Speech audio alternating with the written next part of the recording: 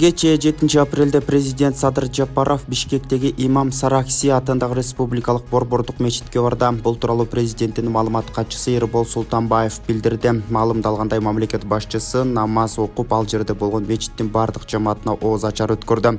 Ошол эле учурда Садыр Жапаров чогулгандардын алдында кыскача сөз сүйлөп, аларды ыйык ороз айы менен куттуктады.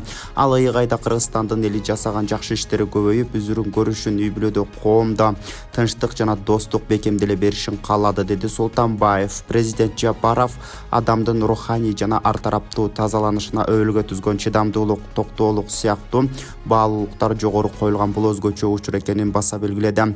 Дал ушул принциптер адамдарды бириктирип, боорукер, кайрымдуу кылып, көп улуттуу коомдо тынчтыкты жана ынтымакты сактоого салым кошот.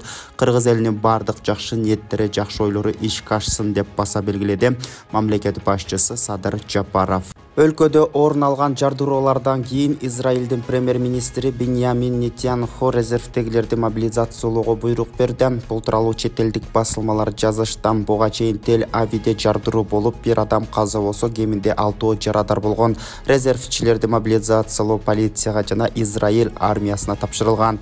Премьер-министр жарандарды коопсуздук кызматынын көрсөтмөлөрүн аткарууга чакырат деп айтылат билдирүүдө.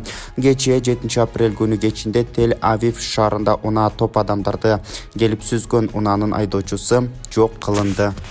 Баткен облусунда контрабандалык дары-дармектерди ташып бара жаткан жаран кармалды. Бул тууралуу улуттук коопсуздук боюнча мамлекеттик комитеттен кабарлашты. Билдирүүгө ылайык УКМКнын Баткен облусу боюнча башкармалыгынын жана УКМКнын чек ара кызматынын кызматкерлери тарабынан Баткен районунун Дөбө айылында Орусиянын мамлекеттик П516 X770 номерлуу Audi 100 үлгүсүндөгү унаасы менен Баткен районунун Карабак айылынын 70-жылы туулган тургуну кармалган. Текшерүү учурунда унаанын ичинен лефлоксин 500 дары түрүндөгү жалпысынан 500 куту 600 флакон контрабандалык жүк табылып, унаа жүгү менен бажы терминалына коюлган. Учурда тиешелүү ыкчам издөө иш чаралары жүргүзүлүүдө.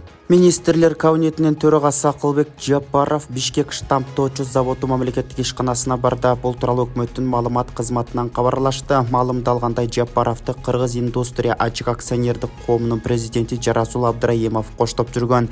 Буга чейин министрлер кабинетинин кезектеги жыйынында Бишкек штамптоочу заводу мамлекеттик ишканасынын пайдаланылбай жаткан кыймылсыз мүлк объектилерин акысыз убактылуу пайдаланууга 15 жылдык мөөнөткө берүү чечими кабыл алынганы белгиленген.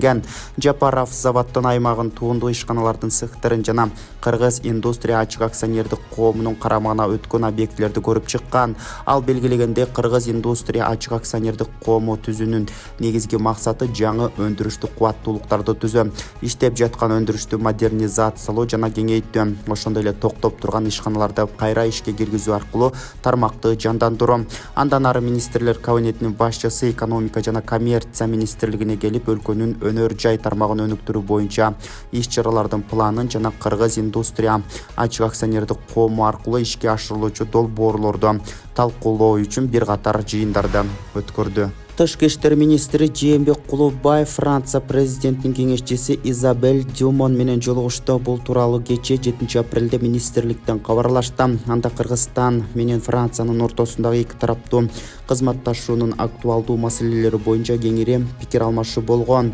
Министр Кулубаев жигердүү саясий байланыштарды колдоо, өз ара соода жүгүртүү көлөмүн көбөйттү. Эки тарапты кызыктырган түрдүү тармактарда биргелешкен долбоорлорду илгерилетүү маанилүү экенин айткан. Ошондой эле министр өлкөнүн гидроэнергетикалык потенциалынын келечегине токтолуп, бул багыттагы долбоорлорго франциялык инвесторлорду жана адистерди тартуунун маанилүүлүгүн баса белгиледи деп айтылат маалыматта. Мындан тышкары тараптар аймактык жана эл аралык күн тартибиндеги актуалдуу маселелерди таркуулашты. Лейлектин Сарыдөбө айылында мектеп салынууда. Бул тууралуу өкүлчүлүктүн маалымат кызматынан билдиришти. Маалымдалгандай, Сарыдөбө атындагы орто мектебинин курулушуна капсула салуу аземине жергиликтүү бийлик өкүлдөрү жана электиктер катышышкан. Жаңыдан курулушу башталган типтүү мектеп 150 окуучуга ылайыкташып, 2 кабаттуу болуп курулат. Мектептин курулушун жаңы окуу жылына карата бүткөрүп, 1 сентябрга пайдаланууга берүү пландалган. Ал эми эски мектептин бир канча бөлмөсү өрт кырсыгынан улам жараксыз абалга келип, окуу канааларынын жетишпестиги жаралган. Кыргызстандын министрлер кабинетинен 11 өлкөгө жеңилдетилген виза режимин узартты. Мындай чечим өкмөттүн кезектеги жыйынында кабыл алынган. Жашап турууга уруксаты, резиденттик картасы бар 11 чет мамлекет үчүн виза режимин узартуу чечими кабыл алынды.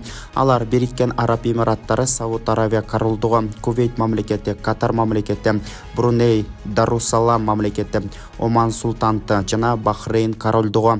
Мындай чечим өлкөнүн визалык режимин либералдаштыруунун, инвестициялык жана туризм тармагын өнүктүрүү үчүн жагымдуу шарттарды түзүүнүн алкагында кабыл алынды.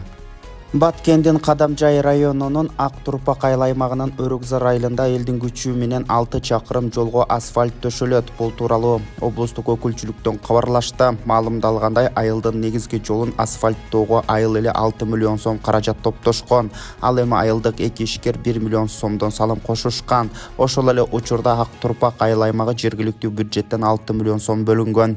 Жергиликтүү калктын бул аракетин колдоо максатында мамлекет тарабынан 15 миллион сом каралган. Урматтуу Москва шаарындагы мекендештер, эгерде чек арага кирди-чыктыга муктаж болсоңуз же документтин мөөнөтү бүтүп жатса, анда биздин кызматтан пайдалансаңыздар болот. Ар күнү өтө ыңгайлуу, заман талабына жооп берген жаңы автоунaalар Москвадан Казакстандын чек арасына каттоодо. Салону жумшак, бардык шарттары бар унаалар менен көп жылдык тажрыйбасы бар кыргыз жигиттери сиздерге өз убагында көңүлдүү барып келүүңүзгө толук шарт түзүп берип, паспорттарды кара тизмеден акысыз текшерип кызмат көрсөтүп алып барып келет. Жолдо ар кандай жагдайларда жардам берет. Андыктан 24 саат бою WhatsApp'тан же телефон номер аркылуу кайрылсаңыздар болот. Байланыш номеру +7. Бул күнүбүзгө алынган акыркы маанилүү кабарлардан түрмөгү болду. Биздин каналыбызга катталып, жаңылыктардан кабардар болуп туруңуздар. Ак Кеме YouTube каналы. Сиздер менен Адилет Аманголов. Эртеңки чыгарылыштан жолугушканча аман туруңуздар.